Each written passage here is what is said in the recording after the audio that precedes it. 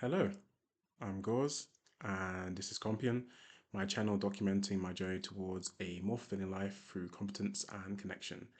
My current project is on mindful creative productivity, where I'm giving myself weekly themes and topics to pay attention to as I go about the goals in my life. I produce a piece of poetry from my insights and experiences that week and share both my poems and reflections. And this week's theme has been on focus. I initially set out to explore the struggle I sometimes have with focusing. It can be very all or nothing. Either I'm like completely on point with things and nothing gets missed, or I'm just being very lazy. Um, I'm being quite relaxed and letting myself off the hook a lot of the time. And obviously, you can throw self compassion into a lot of those things, but I do find that there's a pretty strong dichotomy that goes on with regard to focus for me. So, I had the goal of trying to tackle where that lack of focus comes from. How can I reclaim it for myself, and how can I maintain it as well? There wasn't too much going on this week, really. Work was standard as per usual. I'm trying to wrap up a lot of bits and bobs because I'm going traveling for a little bit towards the start of April. So trying to make sure things are all in order. Exercise has been going fairly well. I've been showing up to the gym, keeping up with steps as well, trying to clock in at least 10,000 a day. My Spanish practice is going pretty fluidly as well. Yeah, making some good progress. I've been trying to attend dancing at least once a week as well, doing some salsa and bachata. So yeah, I've been trying to pay attention in all those different aspects as to like where focus comes in, when do I lose it, what am I paying attention to, what makes me lose it, and yeah, that's led to the poem called "The Shape of Focus." Enjoy. The shape of focus. Expert hands don't chase the rare. They carve the basics, crisp and bare. A single stroke, no wasted line, not less, not more, just clear, refined. Mastery isn't depth alone, but knowing when to leave things shown. Focus sharpens, but it grinds. It thins your patience, wears your mind. To be the best, you must defend, yet bend too much, and you descend. Agreement soothes, but dulls the knife. A steady hand, a sharper life. Then comes the rush, the silent flow. No me, no doubt, just what I know.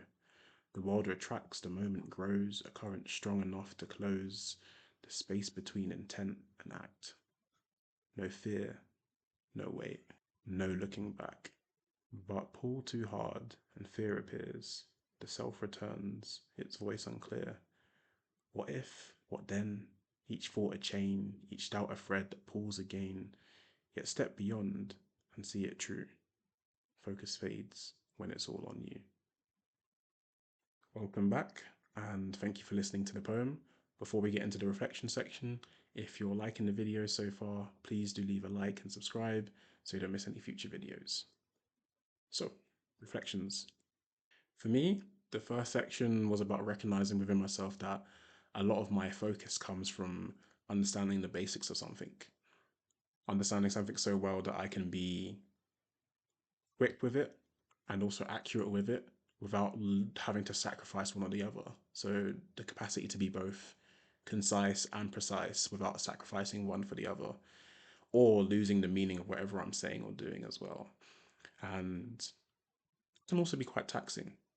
The second section talks about you can only do so much. You know, it grinds away your patience and wears your mind to be able to kind of really be involved with something. And I think that's what focus is too, to really be heavily entwined with it. I find it really easy to be aloof and relaxed around a lot of things that I don't put too much pressure or weight on. I don't find them necessarily too important. I don't find them too deserving. That isn't really the right word. I don't find that they require too much focus from me.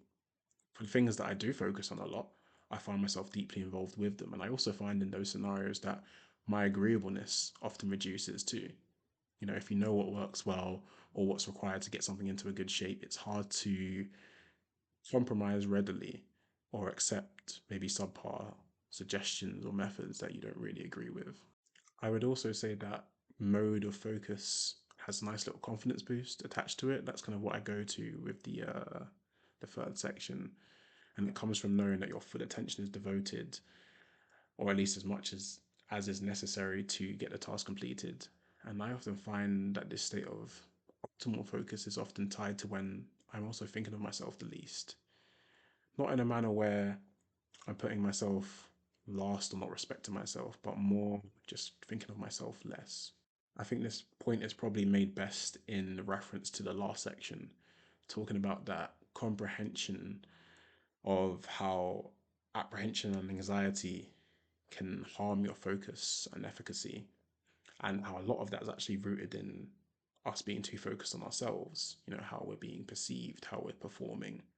Obviously, you can take those as useful metrics sometimes, but a lot of the time it can edge onto the side of causing us apprehension and anxiety that erodes the sharpness of our focus. That's the reflections for this week. It was really interesting to kind of really zone into when I was in my most focused state. And my main phrase for this week is focus is best when it's not on yourself. Please leave comments below if anything resonated with you, if there are any other themes you'd like to see. Also share this with others if you enjoyed the video or feel they could do with hearing whatever I have to say. And next week's theme will be on entertainment. See you then.